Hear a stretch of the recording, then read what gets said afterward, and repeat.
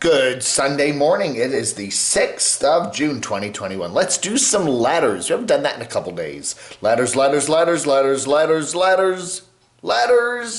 Daniel Taylor says, Chrome, Van City Van Life. Used to be a DJ, and it appears that he has taken his DJ vibe and work ethic and morphed it into a Nomad YouTube channel. Good for him.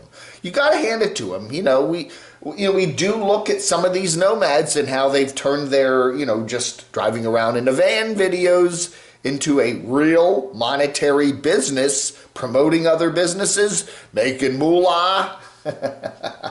It's true. It is true. I mean, we look at all the different levels. Some people are just using their YouTube channels for some fun and making a couple bucks on the side if they monetize. Some people aren't even monetized, and other people are really cranking in the, taking it up a notch. And again, it's a free, Canada, United States, free countries, more or less, if that bothers you, if that just constant, ramping it up to business levels, and if that gets in the way of your enjoyment of the channel, stop watching. I don't know, enough people want to watch him. He certainly got the audience, and they enjoy his personality, and they enjoy, the professionally edited videos. So, hey, whatever floats your boat. Charles Tate says, Carolyn, I guess Carolyn's RV Life, sub counts shows that when you inject sub count? I don't know. It says when you inject politics into your channel in this political environment, you lose half your viewers. Plus, you might just create some enemies. I think, Carolyn's sub counts have been pretty steady. Now, if you look at the average daily views sometimes, yeah, it does pop around a bit. Again, everybody injects their own personality and their own interest into their channel. And if they're interested in politics and they want to throw politics into the mix with their channel, hey, so be it. It's their channel. You might not grow to astronomical proportions. And yes, you might scare some people away, or that don't want to watch because they disagree with you or whatever. Or maybe they agree with you, but they don't want to watch a political channel. They thought they subscribed to a channel that talked about camping and stuff. So again, I think you build a niche audience, and maybe you build a very loyal, smallish niche audience by throwing in your politics into the mix. But I don't know. Hey, if again, whatever floats your boat. If you don't want to watch it, don't watch it. Hear that? This fan has started squeaking.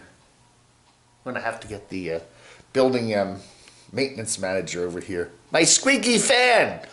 Nomad Ranch. Thanks for taking the time to address my questions, Dave. I appreciate it. I am a contrarian that questions everything. I do too. I'm the same way, Ed. I presume I'm talking to Ed, not Sue. Hey, Mr. P or My Peep says, then you have these channels that are charging to members only, and they forget we're in a pandemic or over one. I don't know. Depends what you think. I don't know. And then there are thousands of people out of work. What's going to happen to people like me and many others who say screw it and find out other things to do besides YouTube? Again, that's another aspect of the whole YouTube wonderfulness is monetization. It's basically putting stuff behind a paywall. When you do have a members check, when you put activate your members, and you have the join button, and then you're supposed to put stuff that's only there for people that pay. Okay, again, there's a channel. The number of channels that I watch that are constantly hyping the fact that you have to pay to see some of their cool stuff. They're just putting the remainders. Hey, I'm just putting up a remainder video here for you guys. But if you want to see the really cool stuff, you got to go to my either Patreon or join my channel or whatever. And, there's a little button there called unsub. You just unsub. Again, my channel here, I'm monetized. I do make some money on the channel, and I do thank you very much for helping me out. Pay the bills and save up for a van and whatever else I'm doing, but I try to make it that everything is free. Okay, now yeah, YouTube does slap ads in here and there, and I have not much control over that. But you can I don't put anything behind a paywall. You don't have to pay money to be in my comments. That one really bugs me. I don't know. Why should you have to pay to comment? I've seen some of these nomadic channels or former nomadic channels where every damn comment, is highlighted in green or whatever, meaning, I can't comment on the channel. They have members only chats where only members can chat. And I really find that disturbing. Bobby Brooks says, Bobby Brooks is, he talks about some nomads who, show themselves applying medical treatment in order to get money for doctor's visits, and, why waste a good bruise? I don't know. A person limping around dumpster diving, and I don't know. Yeah, we're talking about the fact that, a number of people do GoFundMes here on YouTube for various medical conditions and stuff like that. They get in an accident, they get hurt, whatever. Jay Wagner says, most people in this country are screwed if they get a serious medical condition. Insurance policies for most low-income people are terrible. They will leave you with crippling bills. The reason most people have to declare bankruptcies is medical bills. That is the way it's been for a long time, and various politicians of various ilk, I added that, haven't solved the problem, and that's extraordinarily true. And it is sad that we've gotten to a society where, if you can't pay the medical bills, you have to, put up a GoFundMe. It is kind of sad that we have to do that in this country. And maybe, I don't know, Canada doing a better job of it there, Mr. Line Screw. Brings up an idea. Maybe YouTube should offer its own medical plan. What do you think?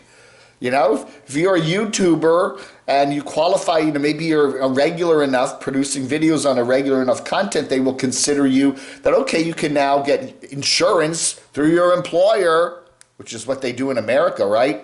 And your employer is YouTube. Why not? Maybe YouTube should do that.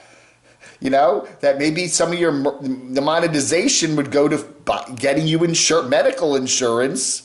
I don't know. That's an idea. How about it? How about it, YouTube? How about it, Google?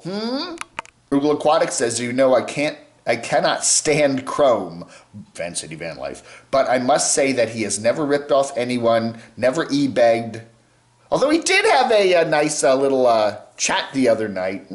He's making a little bit of bucks there. Anyway, excuse me. And he always has a positive attitude to people, faces, and beyond. All right. He isn't my cup of tea at all. The man has put thousands of hours into making his channel look good.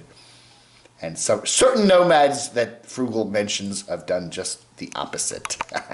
Ricky says, we're calling out, okay, we go again. I'm replacing this word, certain nomads who we don't think are terribly honest, is a service. And I should be proud of doing that.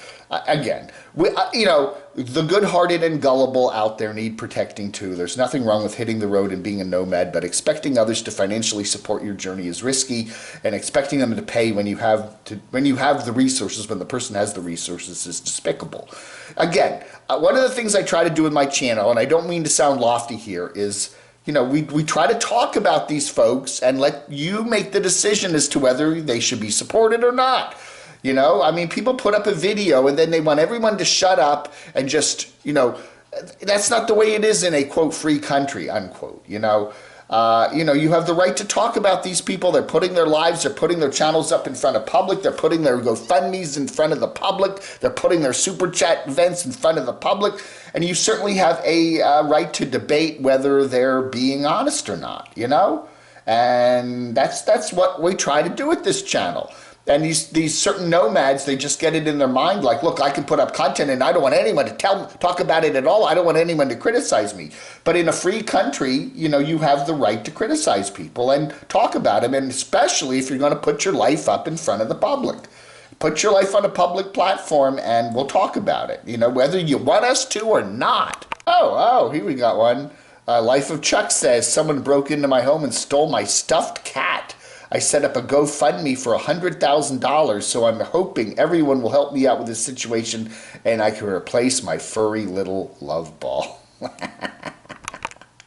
Dave, move back in with you-know-who. She can take care of you in your old age. That's another problem solo nomads have. If you're pulled away from your friends and family and your support system there in your little home community, you're out on the road, you're getting older, who's going to take care of you when you need it? Who's going to be there for you? I don't know. That's a good question. Meowich says, the camper you don't talk about, even though you just did, would you feel free to make a comment on her channel? No, I wouldn't. Apparently, your Doxinator has no problem with commenting to her about her curves. Where's the loyalty? I don't know. My Doxinator is a traitor. He's a traitor. Casey says when people think of Williams, Arizona, that's where the Panda Land is. They automatically associate it with the Grand Canyon. Camo Day fans hear Williams, Arizona, and immediately think of Ojette Pandemonium, and soon a brand new theme park and hundreds of new homes. Go Frugal says I should get a bread truck or a box van. They look like those guys that have those have little apartments on wheels, but man, it's a real rough world out there. You've got fuel prices fluctuating constantly. Weather can crop up in an instant and drive you crazy. That's very true. Here's an interesting one. Chris Travel says, Bob, I guess Chris means cheap RV living. Bob was at Aja's place a little over a week ago. They were talking about the RTR, maybe having at her place. Anonymous. Well, Chris just posted it, so I would have. Anyway. Chris travels. Well, you posted it, Chris, so I'm going to talk about it. First off, the land. I don't know who did. Somebody said we've heard rumors that Bob's buying land. Maybe Bob bought some big pile of land there up in Williams, Arizona, adjacent to Panda Land. I don't know. That's a very interesting possibility. There's lots of land for sale in that area. Maybe Bob has bought a chunk of land up there. The thing is that the RTR is usually held in January, and January up in Williams, Arizona, Flagstaff is cold, okay? It's up 8,000 feet. So you would not be doing the RTR, at the normal time of the year. The reason that people go to the RTR, one of the reasons is because that part of Arizona, down on a quartzsite is nice and warm usually and sunny even in the wintertime. So you got a lot of snowbirds coming down from Canada and people coming from all over the country to hunker down in the warmth there. So, I would say if you're going to continue holding RTR in January, which seems like a logical time to do it, you're not going to want to do it up there in Williams, Arizona. Now that could be maybe move the RTR to the summer, have a summer RTR and a winter RTR. That's a possibility. But it does seem likely that maybe Bob has said several times that he's interested in HOWA, whatever, Homes on Wheels Alliance, buying some land and maybe having a permanent spot for the RTR at least. And he's also mentioned having RTR several times a year, so maybe a summer RTR in northern Arizona. It's a possibility. All right, folks. I'm holding the camera with this hand and my hand's going numb. Thank you so much for watching a little letters for the 6th, for 6/6. Oh dear. June the 6th. Thank you so much for watching. You have a wonderful rest of your Sunday. I'll talk to you later. Vlog under.